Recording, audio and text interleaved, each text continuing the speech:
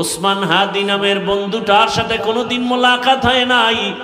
ও আল্লাহ, কিন্তু একটা পশু কেউ যদি আক্রমণ করে পশুর উপরে সহ্য করা যায় না, আর সেখানে একটা তাজা প্রাণ চলে যাবে। আয় আল্লাহ, এটা অন্তরকে মানানো যায় না। আয় আল্লাহ তাআলা, আপনার কুদরতের ফয়সালা। আয় আল্লাহ, আজকে শুনলাম তিনি দুনিয়াতে জিন্দা নাই। আয় আল্লাহ, তাকে শাহাদাতের মর্যাদা দান করেন।